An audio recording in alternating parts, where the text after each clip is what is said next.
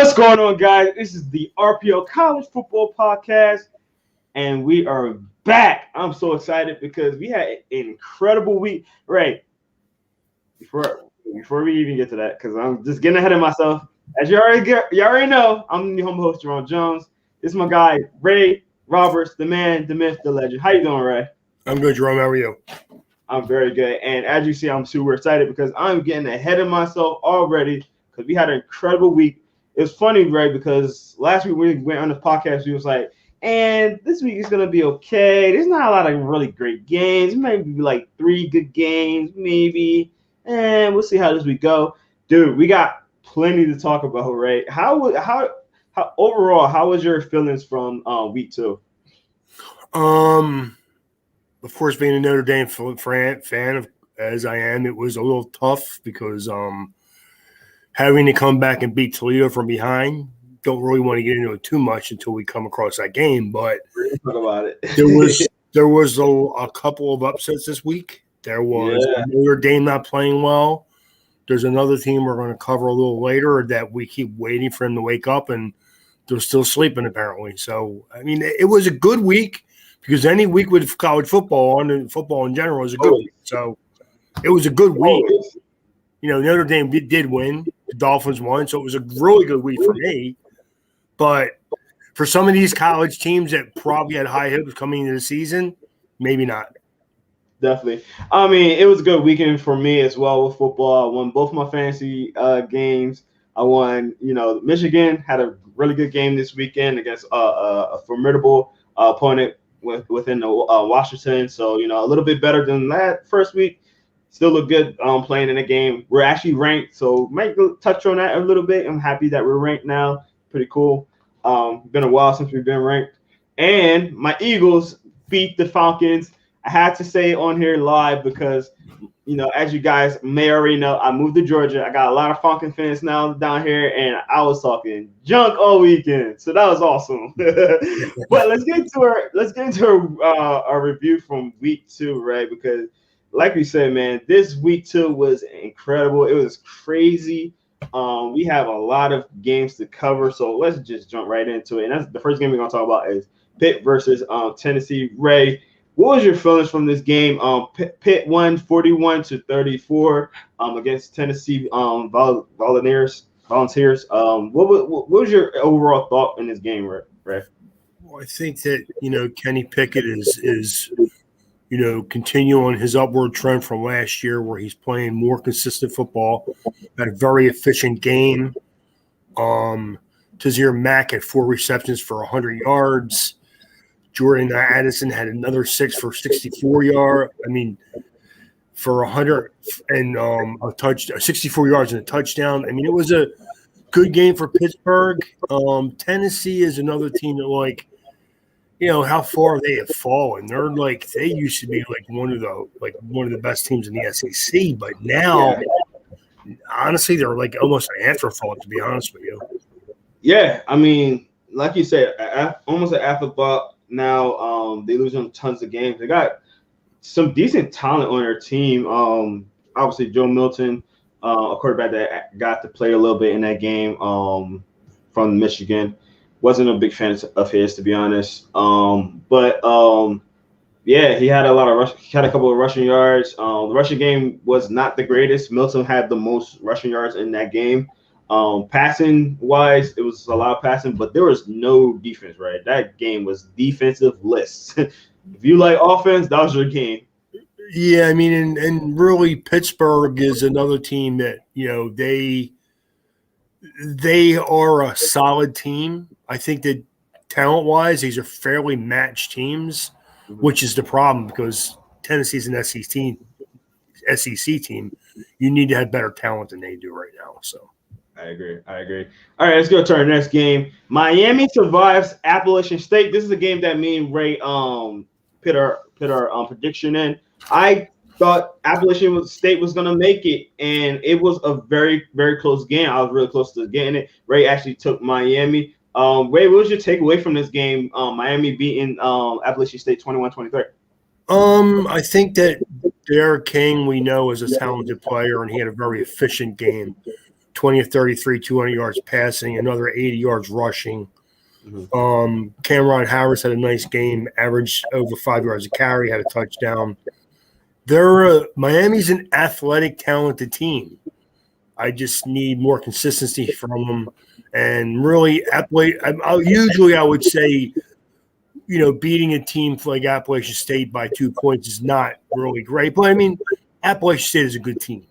So it's a good win for Miami. I mean, again, they have more talent. They should be a more consistent offense than they are right now. And I don't know what's dragging them down. I guess maybe their offensive line is not where it should be or where it could be. But as long as you have De'Ara King, you have a shot of winning the game. So definitely. I think as much as you said that De'Ara King is efficient enough, I just feel like he hasn't been doing enough for me. And as Facebook user who's Remy, so what's up, Remy? Thank you for being on. As he said, Miami is not impressive to me. And like I said, Remy's like saying everything I was saying too. Appalachian is really solid. I like their program a lot. I definitely agree. And like I said last week, don't sleep on their defense because they got really good defensive players on their team. It's a team that I really had them beating Miami. Obviously, Miami squeaked through with the last minute. I think it was a last minute field goal, if I'm not mistaken. Last minute field goal to win the game. So I totally agree with what Remy's saying. They're a solid team. Here's the thing, though. I agree with you, but how can a win over Appalachian State by Miami, which you didn't think they were going to get, not be impressive at all? Then they won the game. Yeah, you could say they're not impressive. They're not. Yeah. De'Ara King has a problem where he wants to sling the ball downfield, and right now he's not getting the time to do that. And maybe Miami doesn't have the talent on the roster to do that. Maybe that's part of the problem. And again, you're right. They're not a complete team. They don't play consistent. They haven't played consistent in 3 years. Yeah, they haven't. But they did beat Appalachian State, which, like you guys have said, and Remy said, they're not a bad program. So you beat a program that's not bad, then it's a good win. Yeah, I'll give you that. But, like, with all the hype that's coming in with De'Ara King coming into Miami and, some of the big recruits they've been getting the last couple of years, especially at the receiver position, we thought that they might be a team that might, be a little bit more impressive. And, right. I get what you're saying as far as me thinking, Appalachian State is a better team than a lot of people think because they're not really the biggest school. But also, when you have a team like a Miami that has such prestige behind the school, you would think that they'd be a little bit more impressive in their win if they were going to win. I agree with what you're saying. I just don't think that if you're at Miami, you beat Appalachian State, you should be anything but happy that you beat Appalachian State. I mean, again, they're not a complete team.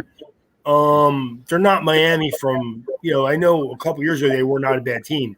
Their defense is what kills them. They are not consistent, and their offensive line is not good. So that's not a good thing, Yeah, and what Remy said down here, I 100%. Me and Remy's on the same. We here right now, Remy. We're right here because I totally understand. I totally agree that I feel like Appalachian State is one of those overachieving programs that don't get a lot of big recruits, but they always playing well and they get really good defenses. So that's why. And thanks, Remy, for saying that because I think that kind of ties into my feeling that a Miami school that gets these higher recruits that are more likely to get 5-star recruits versus a Appalachian State that would less likely get a 5-star recruit. I would think if Miami were going to win, they would win a little bit more. The crazy thing is I agree with everything you're saying, but you're not. I mean, it's hard for me to take in that you thought Miami was going to lose and they won the game, so they're not that good. I get what you're saying. I mean, we're going to move on. And I don't like the Hurricanes. Even though I am a Miami Dolphins fan, I do not like the Hurricanes. I hate the Hurricanes. I know that, yeah. But, I mean, I just don't. And they're not impressive, but they haven't been impressive in 3-4 years now. Yeah. They had that one really good year a couple years ago. They haven't been good since then. And De'Ara King is a good player, but you got to block for him. So. Yeah, I agree with what you're saying, Ray. I am a little bit contradicting myself, but in the same way, like, yeah. Anyway, let's move on. We're gonna go to BYU. BYU upsets Utah. Utah, another team that I like a lot more than a lot of people think. I mean, and I had them winning this game. I think both of us did, if I'm not mistaken. Oh, we didn't vote on this game. Yeah, we didn't vote on this game, but I had them winning this game, and they lost this game to BYU, a team that I wasn't sure that was going to be as good because obviously they losing Zach Wilson to the Jets this last past draft. Ray, what do you think about this game? BYU winning 26-17, another upset game. I think that BYU is one of them teams that play good, efficient football. I mean, they like to throw the ball a lot, which they threw the ball 30 times, which you wouldn't think is a lot, but they did throw, Jared Hall, who's not a bad little player on his own right, threw 3 touchdowns, rushed for 92 yards, so he's obviously athletic.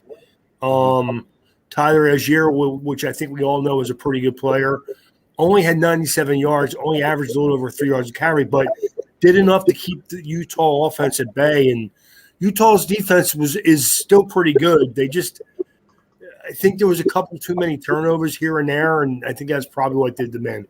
I didn't get a chance to watch this game, and I did try to watch as much highlights from it as I could, but I didn't see how many penalties everybody committed. And I usually like to do that, but I couldn't find that information. I know that the quarterback threw one pick, and one for Utah, Charlie Brewer, to throw a touchdown and a pick.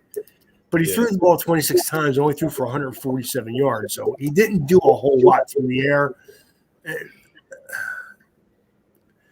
Mika Bernard for Utah had 146 yards with 12 carries, averaged at 12 yards a carry, and had a touchdown. I think that they probably should have given him the ball a little bit more. Yeah. And not just from going, but from stats, to be honest with you. I agree with that, Ray. And I think I agree with that. They should have kept the ball out of BYU hands a little bit because they were scoring early on. So I would have, kept trying to run the ball and don't worry about keep passing it because you're trying to catch up, even though there was down 10-0 at one point. Actually, Jaron Hall did just enough through the air and with his feet to keep them off the field. Did a nice job. I mean, BYU again is a well coached team. So they are. What's real quick because we're not supposed to take too long on these games. These first couple of games because we got a lot to go through. But what's your thought on Charlie Brewer? Because he was supposed to be the quarterback they got from Baylor. That's supposed to be, a better tier than the last couple of quarterbacks they had. What's your take on him so far at Utah? I think that he's still getting his feet wet. He's not completely comfortable in the system. From what I've seen, he was run. I think, honestly, again, I'm not the coach. I think sometimes the line of scrimmage, he was confused about what he was supposed to be doing. So maybe he was not running the ball when he should have. Yeah. Maybe that's part of the reason why, Bernard didn't get as many carries as probably should have. They should have been feeding him the ball, and he just didn't. He didn't look like he was a good player for Baylor, like not a great, but a good player. But he didn't look comfortable this week. I mean, not when I seen him throw the ball. He seemed to be hesitant, like he didn't know where to go every time. So, I agree. All right, let's get to our next game, Ray, because we get into some good games right here, and we're gonna talk about TCU winning a close one against Cal. This is a game that was totally off my radar. I didn't think this was a slam dunk type of game. We didn't even vote on this game. But TCU winning a really close one. Max Duggan had a really good game. Gabbers, who I believe is a freshman, No, he's a senior. Oh wow, never mind. But he had they both quarterbacks had pretty good games. Again, another game that didn't feature a lot of defense. Wait, what's your take on this game? Like you said, Max Dugan had a really nice game. Over 235 4 yards, 3 touchdowns. Had another 71 yards rushing and a touchdown.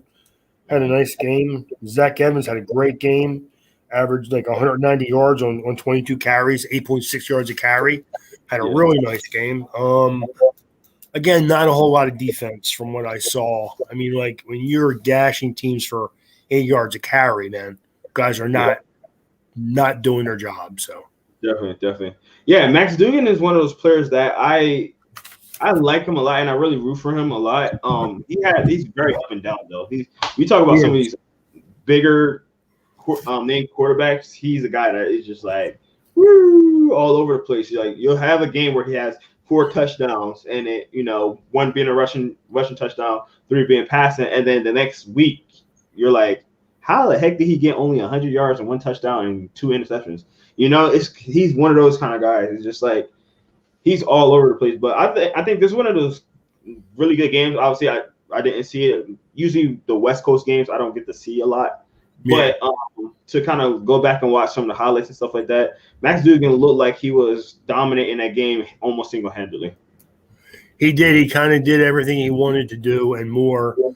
And I mean, it's just a shame that like somebody had to lose a game like that, But I mean, hey, 34-32. I didn't get to watch the game because, like you said, I don't get to watch a lot of the West Coast games. I mean, I'll watch like whatever's on late at night, because that's like I love after all the other games are on, like sit there, like because after like 10, 11 o'clock at night, I can just sit there and watch the game and kind of let it all sink in. I know I'm a weird guy, but I like watching football when it's kind of quiet. I do. So I agree. All right, let's get to some of these good games. And the first game we're going to talk about is a huge upset because Jacksonville State beats FSU. Yes. I think we kind of joked about this game or something like that last time. I think we mentioned it, but it was just like in a joking way. But how did Jacksonville State beat FSU? That's the kind of game where if I'm a Florida State fan, I want to go down there and talk to the coach and find out what the hell is going on. I mean, like, what are we doing here? Like you play like at least for a half, you played as well as you've played in a couple years against Notre Dame. And then you come out, you think instead of like building on that, you went the other way where what you guys thought because you played well for a half that Jacksonville State was just going to let you have the game. And you're like, yeah, man, these kids want to play. They want to win too. Exactly. I mean, I just honestly, are we surprised, Jerome? Haven't we been talking about this for 3 years now with Florida State? Right. You're right. Between Florida State and Miami, these two teams just been very disappointing the last couple of years. I mean, I'll be honest with you. If I was an alum of one of them two teams, I would be like breaking the walls down right now. What are we doing? We went from a national title power or a team that contends on a year-to-year basis to I mean, I don't even know what to say. Like we're not even relevant. We're not relevant. Like I am a Notre Dame fan, and I will say Notre Dame really hasn't been relevant since like the early 90s. To me, that's true. I mean, have they competed? Of course they compete. Everybody competes on a week-to-week basis. Have they tried to do the right thing? Yes, they've tried to do the right thing. But unless you're in the national title picture, and I mean winning national titles, to me, you're not relevant. Okay? Now, I'm not saying like if you're a Division II or III team, no, you should be achieving what your goal is in that conference. Yeah. I'm not saying if you don't play at a big school, you're not relevant. That's not what I'm saying. I'm saying if you're not in the title picture in your conference, you're not relevant. Yeah. Okay. Florida State and Miami have been relevant for 10 years. And 15, 20 years ago, you would have thought that would be unheard of. Yeah, exactly. Especially in Miami. I mean, they had talent on talent. They had Hall of Famers on the same team. Like that, I think it was 95 roster or something like that. I think it was crazy. I mean, Yeah. man, I wish I had a list to just tell you guys that talent on their team, and to look at them now is just crazy. And the same thing with FSU, man. They produce so many NFL stars from FSU, and now you're looking at them losing to Jacksonville State. Like, I'm pretty sure like most people don't know or what or not well familiar with Jacksonville State at all. So it's just like, man, you lost to these guys. And funny thing, I'm reading on right now. It says Jacksonville State earned $400,000 on a trip to Tallahassee. Right. So they're basically going there to make a nice paycheck, not even thinking about like winning the game. Exactly. At least that's the college itself. The players are going out there to win. Yeah, of course. Every team that's coached well is the same way. You go through the day after your game, you pick through the game film, you try to correct what mistakes you've made, and then you move on to the next week. That's every football team at every level. But how can you go there and you're Florida State and just throw your helmet out there and let a team like that probably doesn't have any 5-star recruits on their whole roster and they beat you? Yeah. Yeah. I do like when I see a school like this beat a large team because it just shows the heart of that team, and it also just kind of reminds you and humble you a little bit. Just be like, any given not any given Sunday, obviously, but any given Saturday, even Friday, you can lose a game from a team that has more heart or have more passion that day than you do. So you always need to be keep your head on swivel. I mean, it just seemed like, again, I didn't get to watch this game. I have a feeling there was probably some more turnovers than I know of. I seen some of this game. It was a lot of turnovers, and it was a lot of defense and like at the unopportune times, Florida State would allow Jacksonville State to either score or have good plays or at the most unopportune times. I mean, they had Jarrett Cooper, the quarterback, was basically 17 for 38 for 242 yards. Now, he did have 2 touchdown passes and didn't turn the ball over. Now, that's key.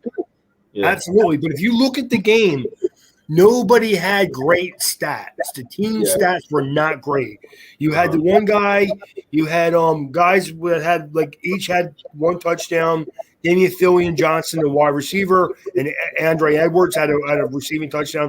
Mackenzie Milton for Florida State was 18 for 31, which sounds decent, 133 yards. So they were tackling well apparently because after he was completing passes, they weren't getting any more yardage. So it must have been a pretty good defensive game, I'm assuming. Yeah, it was that. Yeah, it was a good game. I mean, this is one of the games that I wasn't really tuned into because there was other games on, obviously, while this was playing. But I was kind of going back and forth, like, man, like Florida State really about to give this game up. So it was just crazy, right? I was just like, wow, like Florida State really dropped the ball in this one. So we'll see, man. I mean, you're talking about a long ways to go. They really got a long ways to go. You're talking about a team in Florida State and Miami that have Hall of Fame coaches that coach for those teams. And I just don't understand. I don't understand. I get incensed thinking I don't understand how Notre Dame hasn't won a national title in 40 years. I do. I mean, to go out there and be as bad as Miami and Florida State are right now, I would never give up on Notre Dame, but I would have a hard time getting excited every week. I agree.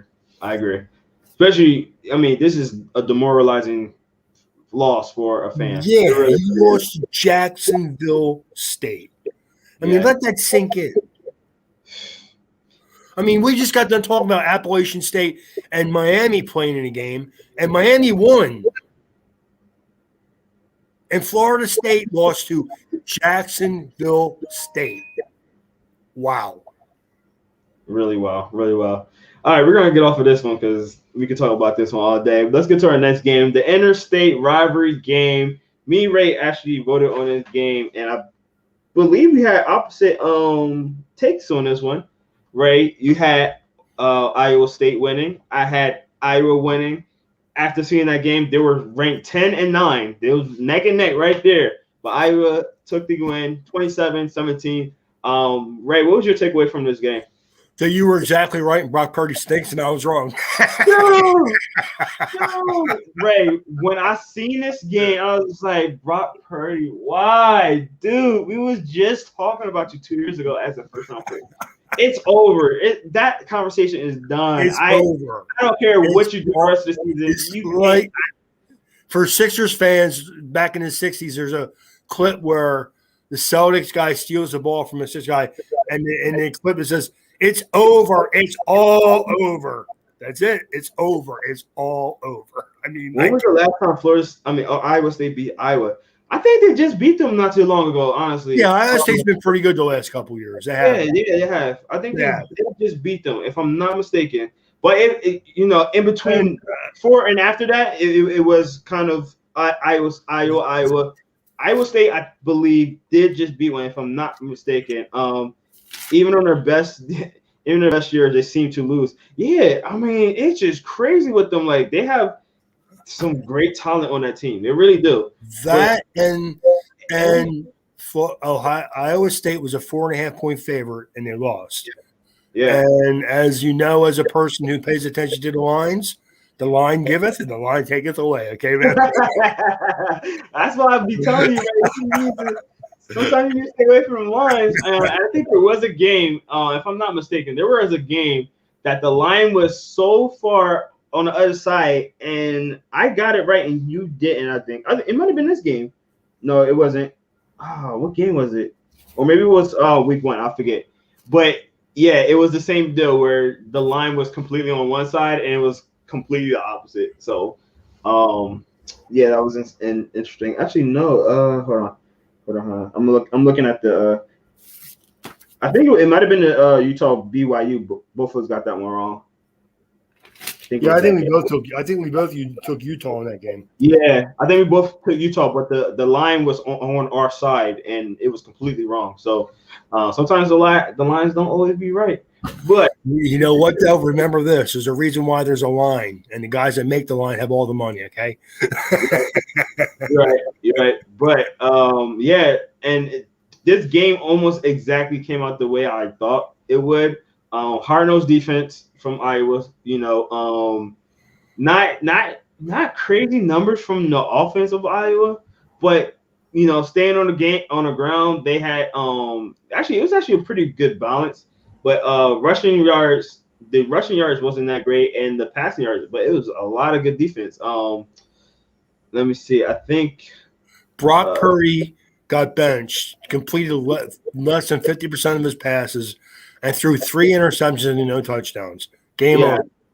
Yeah, pretty much. A fumble recovery by Iowa did them in and everything. I mean, they tried to come back at the end a little bit, but it was way too late at that point. It was already 27-10. Yeah, well, his backup actually did an okay job, but he was not bad. 11 of 16 for 114 yards. Yeah. Hunter Deckers. My question is, if I were a fan of Iowa State, is he going to play this week? Because let's face it, again, the crazy thing is, like you just said a minute ago, Jerome, going into last year, not this past season, the pandemic year, going into that year, the question was Brock Purdy a first or a second round pick? Right now, he's undraftable.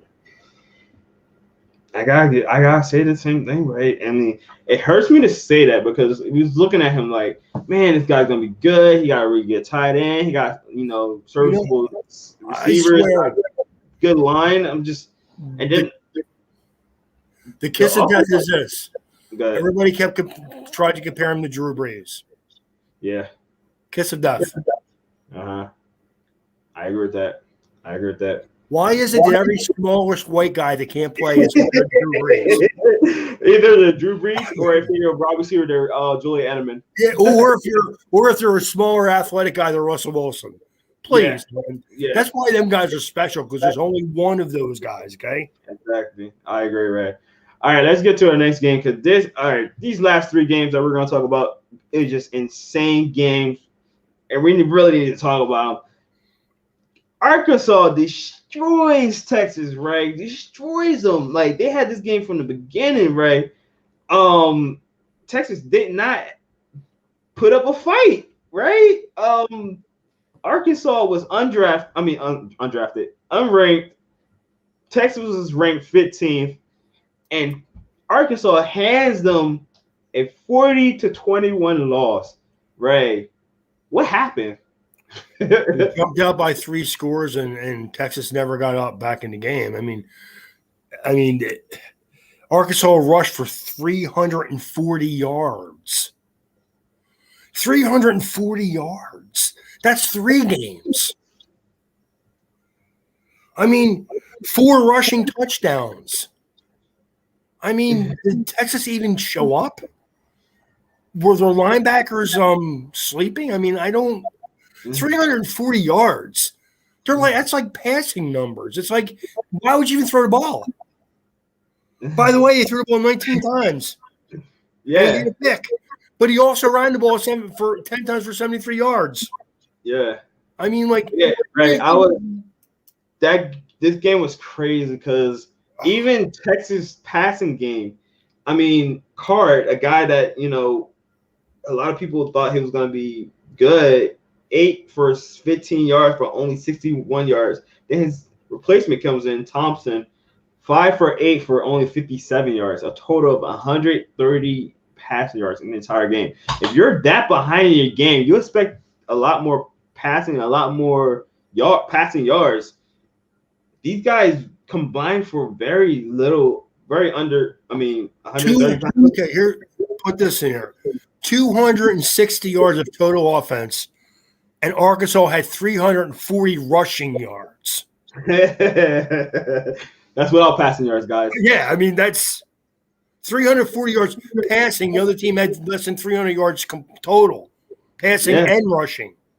Yeah. Again, like I watched actually the second half of the game, which was kind of stupid because it was a waste of time after that. There was another game on before that, and I don't remember what one it was.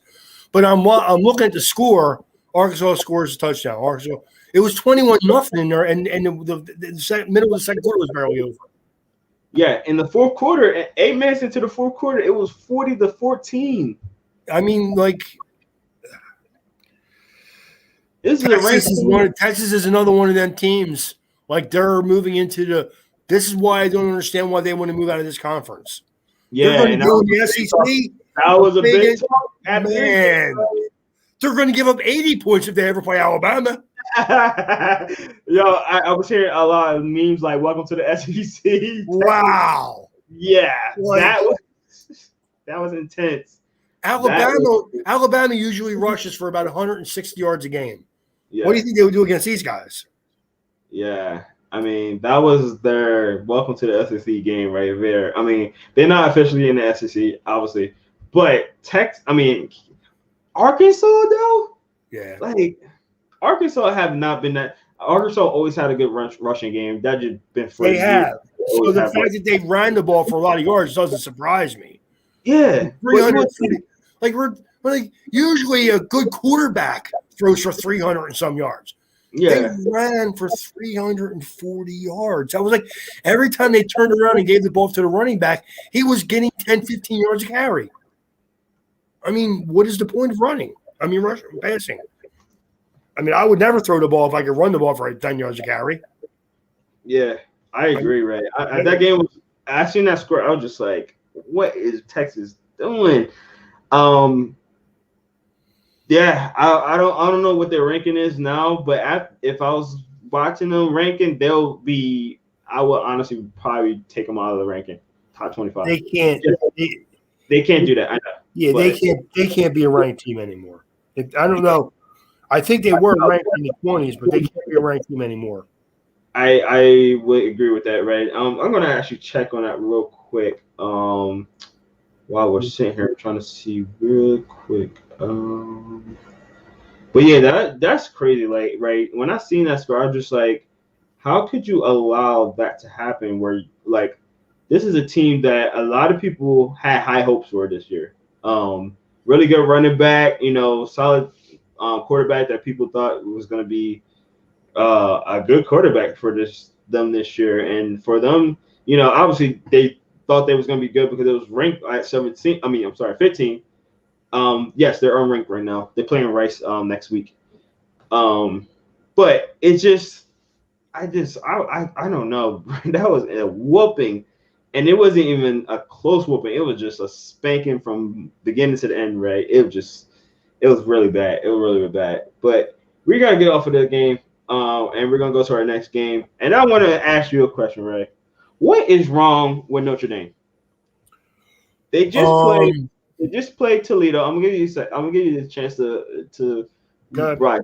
I mean, they're 2-0, so they won both their games, but they've been in close games, and they almost first game was in overtime. This game, they won 32-29 to a Toledo team, which a lot of people wouldn't say they're the greatest team either. They're one of those semi-solid teams, but I want to know what's going on with Notre Dame, right? Notre Dame is a trench team, and what I mean is they usually have good offensive and defensive line. Well, they have suspect offensive linemen right now. I'm not even saying that they're not talented. They just haven't played together long enough. You're seeing teams get a lot of pressure into the backfield. Kyron Williams has struggled. I mean, the whole offense is struggling right now. The crazy thing is, I like Jack Cohn. I think he's a good, solid player. I honestly think Tyler Buckner, the backup quarterback who had a really nice game rushing the ball last week, I think they need to get him on the field a little more, maybe to hide the fact that their offensive line, their interior offensive line is really not that great right now. They have one guy in Jared Peterson who's a good player. And again, I shouldn't say it. They have one guy in Jared Peterson who's playing fairly well, who has played well this year and last year. The rest of the guys are struggling at this point. So, yeah, I mean, it's a struggle bus with them. And, I expected more from their defense. I'm not going to lie, Ray. It doesn't help that the offense is not helping them out either. But this team I think it was ranked in the top 5 in defenses last year, if I'm not mistaken, Ray. Really stout defense last year, and I don't think y'all didn't lose that many pieces on defense, if I'm not mistaken. No, but they've changed their fronts, and teams are they're attacking them differently right now. Got you. That makes sense. Yeah, because I'm looking at this team, and I haven't had a chance to watch either of these games intensely. I watched like we say, we watch highlights of certain games, but it's just man, they was ranked 8. They barely squeaked out the game. I don't know where they're ranked now. Do you know off the top, Ray? I think they're either 8 or 9. I think they're 9. So it went down on ranking. They actually are up. They were up 2 after week 1, and I think they dropped back. We're up 3 after week 1. I think they dropped back 1 spot. Got you. Yeah. Last week there were 8. There are 12 now, so they dropped 4 spots now. Right. And y'all guys got a good game coming up next week, and we're gonna talk about this week coming up. We're gonna talk about that soon. But I just want to know, man, you guys are really struggling. Like we said, I had really high hopes for Kyron Williams. He was one of my between him and Robinson from Texas. I thought that was gonna be the 2 running backs that we are gonna talk about all year. And honestly, both of them have been struggling this year. I don't know what's going on, but the other guy actually is Breece Hall from Iowa State, and he struggled this week too. So yeah, you're right. Yeah, so all the top running backs are struggling. I'm not sure why, but yeah, this was a game, and let's just talk about this game. We're gonna talk about it. Hey, Remy, I know you're still in here. Close your ears, sir, because it was pretty bad on your guys' end. Ohio State falls to Oregon. Ohio State been struggling defensively really badly, right? They picked up big yardage numbers. I mean, 612 total yards, more than even Oregon had in their total offense, but defensively they've been struggling, right? And they just can't keep up with other teams. Stout that was a good quarterback. He had 484 yards, but the interception didn't help. Like I said, the running game is almost obsolete because their defense is not helping out, so they're passing a lot more than they probably want to. What's your take on this Oregon? I mean, this Ohio State team right now? Their defense is struggling again. Their fronts don't seem to be getting pressure. They're Yeah, not getting in the backfield at all. I mean, CJ Verdell had a great game this week, and honestly, he's a good player, but he's not good of a player. He's a one-cut guy though, and let's face it, he was in the secondary and guys were touching. So I mean, like it's just Ohio State is not done. I know people are going to be like, "Oh, they're not done. They're not done. We'll be fine." They're not done. They won early in the year. They won't be the first team or the last team to win early or lose early in the season, then recover and probably still have a shot to reach the goals they've set for themselves. But they do need to correct their defense and just try to keep the explosive plays down to a minimum. So. Let's see. He says Kerry Coons is on the hot seat. His defensive schemes are a joke and comical.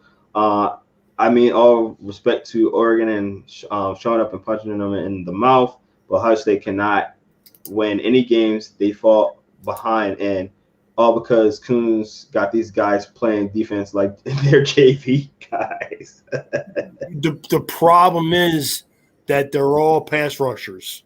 Their whole line now is all pass rushers. Yeah. And if you don't have a lead, then you got to play.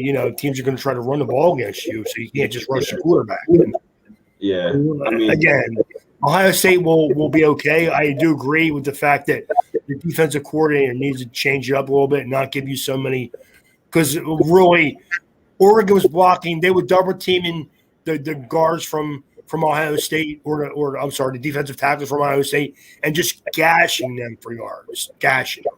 Yeah, definitely. And Oregon actually had a good mix of pass and run. I mean, we talking about the running game against them, but Brown had 35 attempts and passing, and the running they had 38 attempts.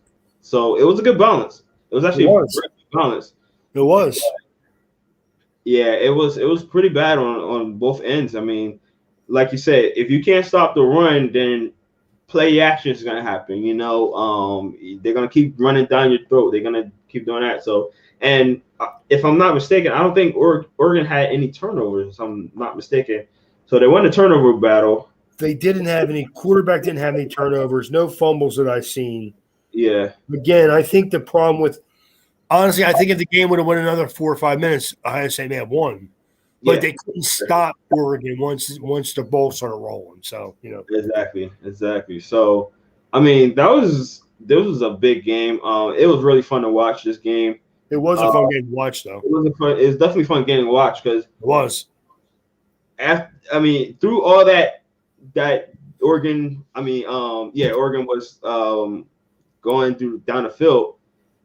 Ohio State was in it. I mean, just watching how a young player in C.J. Stout was bearing the pit 484 yards in the air and 3 touchdowns. You always kind of thought like Ohio State could kind of come back, but it wasn't enough. Oregon State was running all over them. Remy says quarterback has no pressure on him at all. I agree with that. And I think that had to do with a lot of play action too. So, yeah. So, so Oregon is ranked, I think number 4 or 5 now. Do you think they're the real deal, Ray? I think offensively they're very good. The question will be their defense, because let's face it, Ohio State. It's not like Ohio State didn't put numbers up there; they did. You just fell behind and never really recuperated from that. So I think Oregon's offense is good. I worry about their defense, and not in games against other Pac-12 teams, they'll be okay. But when you get into bowl games, out of conference, if you have a strong out of conference schedule, maybe you go down against a couple of those teams. Oregon is ranked number 4 now, and Ohio State is ranked number 9. I mean, let's face it, man. It's not the first time Oregon's been a ranked team. They're good. They're a good athletic team. Offensively, they produce players every year. I agree. I agree with that, Ray. So, yeah. So, man, this was a crazy game, and hopefully we get a lot more crazy games. This is a crazy week, but obviously we gotta move on to our next next week games, like next year. Jeez, we don't want to go to talking about Michigan and Washington. Come on, man. Nah. I want to be that guy to talk about my team. Well, I'm going to say just this. Go ahead. If Jim Harbaugh was smart, he'll throw away his spread offense sheet and just put helmet on a helmet and smash mouth teams the rest of the year. Okay? Period. It's working, right? It's working. It is working. I'm loving it, and we need to stay on the ground. We really need to keep the ball on the ground. I honestly, the game was being so successful on the ground. I'm like, can we pass a little bit more? Because I want to see how the quarterback plays a little bit more. But do you know how many yards rushing Michigan had? He had to have at least 38. How many yards rushing the team had? Oh, I don't remember. I think it was almost 400, right? 345 yards rushing. Yeah. Yeah, man. Like we kid a lot about like how wide open offenses are right now, but when you're Jim Harbaugh and you're from that smash mouth philosophy, just do it. Just do it. Definitely, I agree. Right. Remy said this upcoming week has some exciting games. I definitely agree, and we're gonna talk about that. But first, we're gonna reveal our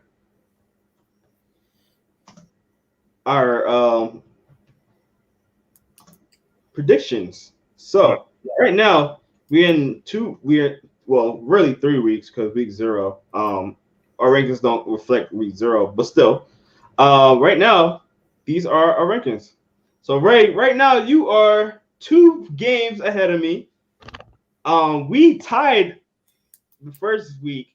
The last week actually. So congratulations on that. And then now you're beating me by 2 points. So I have to 2 games. So I have to recover.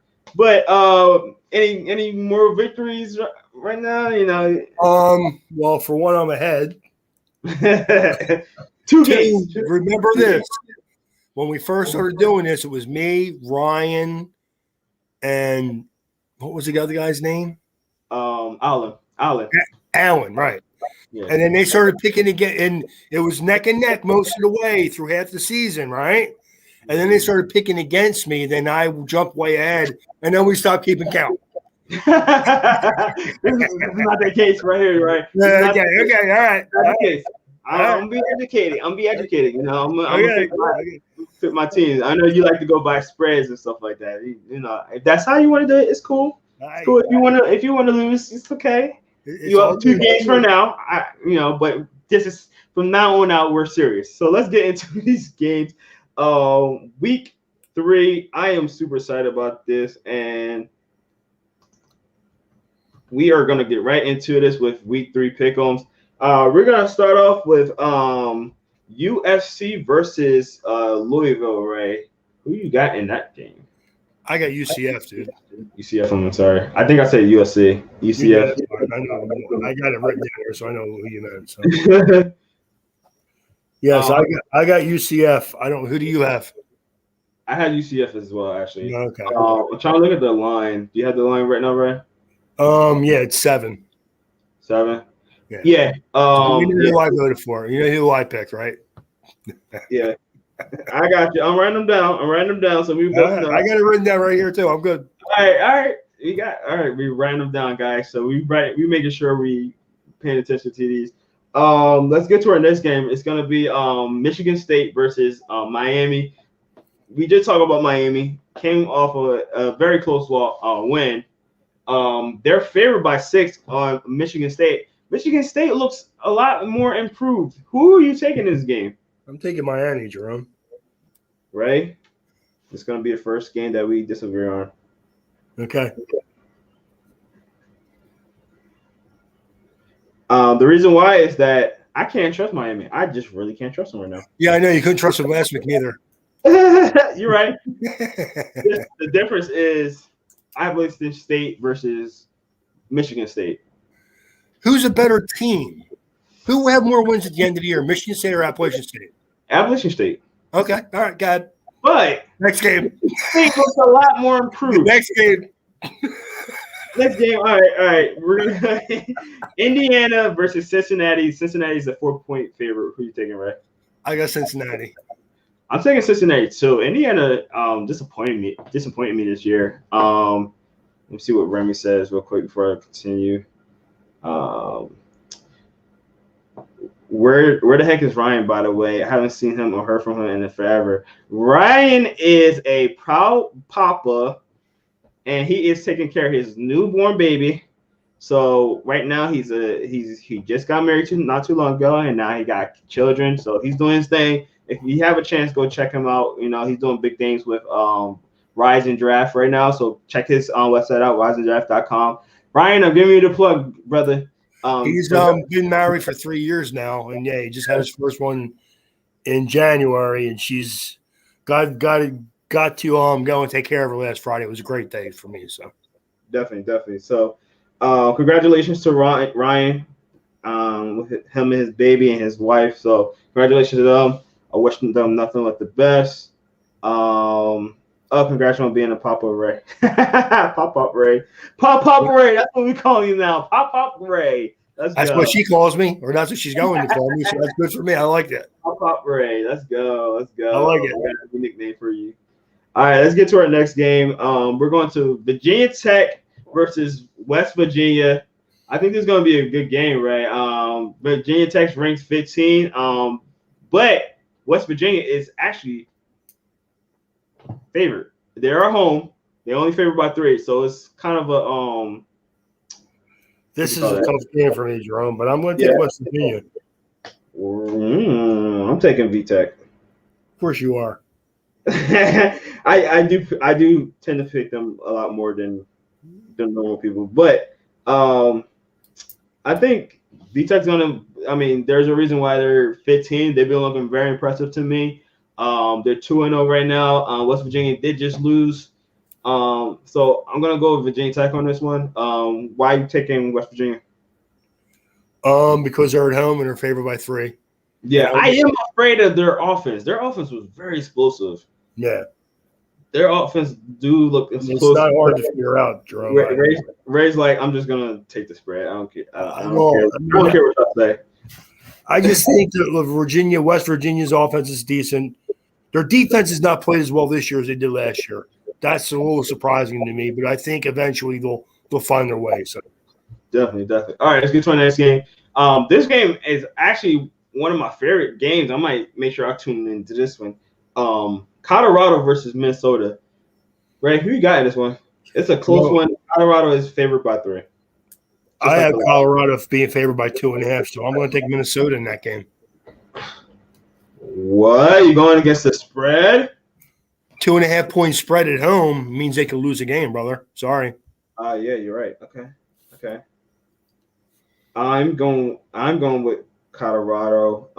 This is a very, very hard decision for me, but I'm going to say Colorado here. I was very impressed with their game last week. They're 1-1, but their last game last week was very impressive. They probably should have won that game.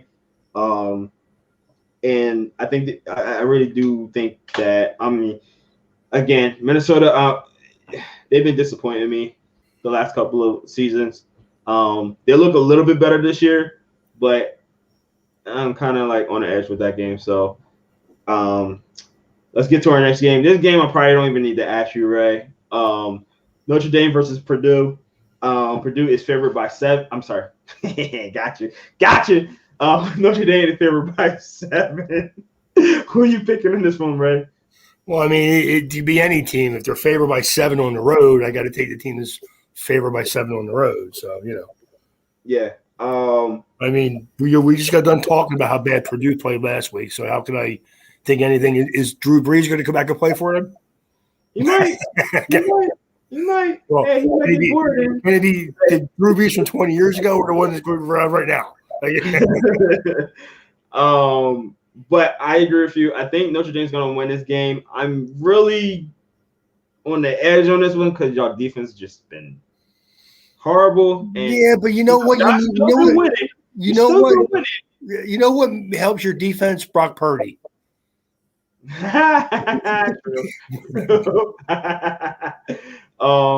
Brock Purdy. Yeah. Yeah, I think that you guys, you are 2-0. You are still ranked. You're ranked 12, but there's a reason why you're not 8 and you're 12, even though you're 2-0, and it's just been horrible. Like bad game, a whole overtime win in the first game. People don't understand. You know what the worst thing that happened to Notre Dame last week was? The Florida State got beat by a team that's not even ranked. Yeah, and you said that. No, absolutely. If Florida State would have went in there and won that game by like 2 touchdowns, like they should have, Notre Dame would have stayed in the top 10. Definitely. All right, our next game. This is a laughable game, but you never know. We got Bama versus. Yeah, you know. Yeah, you know. I'm just gonna break both of us for that game. Yeah, Alabama. Yeah. Do you think Florida can be at least competitive though? It's gonna, they're ranked 11 now. They look. Florida. They've been impressing me this year. Considering we thought they wasn't gonna be that good with all the times they lost. But go ahead, Ray. Florida had 3 draftable receivers last year, including their all-world tight end, a quarterback that was drafted, I think, in the 3rd round, and they didn't beat them last year. Yeah. Ray, all right. I know what you just said. But to be fair, Alabama lost way more. I just want to. Yeah, but unlike Florida at this point, Alabama loses a load of ammunition, and then there's another load of ammunition right over there in the corner that you haven't even seen yet. Yeah, it's like losing your arm and replacing it with a metal arm. Yeah, I mean, there is, except for Ohio State, I'd still take Alabama's group of receivers over anybody in the country. Yeah, I agree. Yeah, this game is. I am gonna watch this game because it is 2 big SEC games. I'll watch every one of these games I can, as long as Notre Dame's not on at the same time. Yeah, you know. Yeah, I do want to see how competitive Florida plays though, because if they still play competitive and stay in this game, I think that Florida will be one of those teams that we might have to keep an eye on though. Yeah, we'll keep an eye on them. Yeah, man, do they have talent on the roster? Sure. They could probably compete with most teams in the SEC, but they can't compete against Alabama. Oh no. All right. Next game. This game's funny. We got Wake Forest versus FSU. Wake Forest is only favored by 5 at home. Only favored by 5. You know what you just said. Only favored by 5. Wake Forest is only favored by 5 over Florida State. That's like saying Michigan's only favored by 5 against Michigan State. I mean, I'm taking Wake Forest, Jerome. I know. I was just like, why are you saying that? Because Florida State had such a terrible game. Yeah. I mean, they lost to Jacksonville State. Yeah. I mean, I'll be honest with you. I'm going to have a hard time picking them to win almost any game this year now. I agree. And that's why I was just like laughing. Like, they're only favored by 5. I think they should be favored by a little bit more than that, to be honest. I would say maybe like 7. Is Florida State at home or they're away? Florida State's away.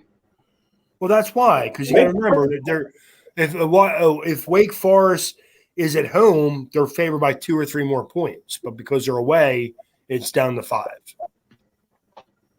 I get what you're saying, man. I'm saying that I would have gave Wake Forest a little bit more points. Well, why? Because they're playing at Florida State at home. If Florida State's going to play, no, Wake Forest is at home. Hold on, let me double check that. Yeah, Wake Forest is at home. That's why I'm saying it like that. Wake Forest is at home. Okay, I didn't know that. Yeah, and they're favored by only 5. Well, again, I'll take Wake Forest, but it does make me feel a little differently about the game. For some reason, I thought Florida State was at home. No. Wake Forest is at home. That's why I said that like that. Okay. Yeah. So, all right, let's get to our next game. This might be a good game right here. We got Auburn versus Penn State. Who you got in this one, right? I got Penn State. Where's that game at? Just had it. Trying to look at their line. You have the line, right? Yeah, Penn State's favored by 6. I have 5 right now. I had 6 last night. I was looking it up. So okay, yeah, I'm going Penn State as well. Impressive. They impressed me the last couple of games. So, Jim, I didn't hear you pick. Do you have Florida State the other game? No. I didn't hear you pick. That's all, man. I don't want you to change it on me after they lose. Listen, Ray, I'm recording this, so all right, man. I got you. Here's mine too. Yeah. I didn't. No, I just didn't hear who you wanted for the game. Yeah, I got Wake Forest as well. Okay, all right. I just wanted to make sure. Okay. Yeah, I'm taking Penn State too. As much as I'm not impressed, I don't like their quarterback, but the overall team is really good, and they got weapons everywhere. So I'm gonna take. They do, and they're showing more of a commitment to running the ball too, and that's should be a Penn State formula for. Yeah, and I lost all hope in Bo Nix. He been playing a lot better lately, but still not good enough for me. So I'm taking Penn State in this one. I just think they're a better overall team. They are home, so it's more of like a 2-point favor, but I think it should be a little bit more. All right. Let's get to our next game. We got only 2 more games, guys. BYU versus Arizona State. Right, who you got in that one? I got Arizona State. Yeah. They're favored by 4 right now. I have 3.5, but either way, I like Arizona State. I think BYU is a solid team. I think Arizona State's defense is good, and they'll probably give them a little bit more trouble than they had last week. That's all. I agree. I'm going to agree with you and pick the Arizona State as well. So we're agreeing with most games. I think 1, 2, 3 games that we're in difference in. Let's see about the last game, though. We got Boise State versus Oklahoma State. Boise State is favored by 3.5 at home, which only means they're only favored by half, so it's going to be a close game. Boise State is 1-1. Oklahoma State is 2-0. Who you got? I'm going to take Boise State. I was hoping we disagreed on that one, but I agree with that one too. I'm taking Boise State as well. I mean, you can just bet against me, man. I don't have no problem with that. I could. I wanted you to take. I really wanted you to take Florida State, though. I did. I know you did. I'm not that crazy, Ray. I'm not that crazy. I'm not that crazy. I mean, a little crazy. Or Florida. Yeah. Again, I may a little crazy, but I'm not that crazy. I got you. But guys, thank you guys for checking us out. This is gonna do it for us today. We're super excited for this season and everything. So, guys, make sure you go check us out on InsideTheHatches.com where you find all our content. We're on fantasy right now, so I'm in it. Ray's in it. I have a win. Ray, did you win? What's that? Did you win your fantasy, sir? I did not. I lost. Dang. Well, I won. Saquon Barkley didn't show up for me. I'm a little weird. Yeah, I heard he was on a pitch count, though. And he might be on a pitch count this weekend, too. So just keep an eye on that, right? Tomorrow, Thursday. Give the kid the ball. Give him the ball. He's limited practice, too. So you know what, Jerome? He's a running back. You know what you do to running backs? You give him the ball. You run them. You run them, and you run them. Man, it's like when Miami drafted Jay Ajali, and people were like, well, he's only going to be able to play for 2 or 3 years. Okay, give him the ball 30 times a game, and let him play for 2 or 3 years. Exactly. Get what you can off of him or from him. I mean, Man, I know some people may be offended by some of that. Man, when I'm unable to do my job, you know what my company's going to do? They're going to find a way to get rid of me. Exactly. Okay? If I have a running back, I'm not saying run until he dies, but man, I'm giving him the ball 15, 20 times a game. Yeah, get your value out. Saquon Barkley is a special difference maker when he's healthy. Yeah, and I understand that. Right? What's that? And he's on a contract. Yeah, and I understand that he may be a little weary because he's coming off of a major knee injury, but I wouldn't mind it if they were giving him the ball 10 times a game, 15 times a game, and then maybe mixing in some other guys. That would be fine with me. I just don't I don't understand the kitty gloves on players anymore. Man, if he's not healthy, don't play him. I agree. Don't play him. If he's not ready to play, then don't play him. What are you doing? What, the Giants going to the Super Bowl this year? Don't play him. Not with Daniel Jones. Not the way he be fumbling. No, man. That team has more problems than just a quarterback. You watch the offensive line play? Yeah. Wow. Talk about turnstile. I can do as good a job as that. Just go in front of the guy. You do a better job than they did last week. That was bad. No, man. If you can't, but people should have thought about this. You draft a quarterback. You know when you draft a quarterback? When you have a stability at your offensive line position. Remember Andy Reid. Andy Reid had 2 good guards, a solid center, a good left tackle. And what was the first thing he did when before he signed Donovan, or before he drafted Donovan? He signed John Runyon and solidified his offensive line. You should have never drafted Saquon Barkley if you didn't have a good offensive line. I agree. Sorry. I agree. Well, that's going to do it for us, guys. And make sure you go check us out on Instagram, Facebook, and Twitter, where we have our social media, as well as follow us on all the podcast platforms, Spotify, Apple Podcasts, and Google Podcasts. And if you're not watching live right now, go make sure you watch on our YouTube channel, Inside the Hashes, where you can find all our podcasts, all our interviews, all our other podcasts that we have, or gaming, or all that's on there. So make sure you go check that out on Inside the Hashes on YouTube. Make sure you like and subscribe on there as well. And guys, if you can't watch us live, you can just hit that notification bell, bing, and it will let you know each time we go live. And if you want to come on and have live comments like my man Remy, shout out to Remy out here. You can put your live comments on here. We will react and talk about them as well. So that's going to do it for us today. I'm your humble host, Jerome Jones. You got the man, the myth, the legend, Ray Roberts right over there. Thank you guys so much for checking us out, and we see you next week. Peace. Enjoy your college football, guys. It's going to be a good one.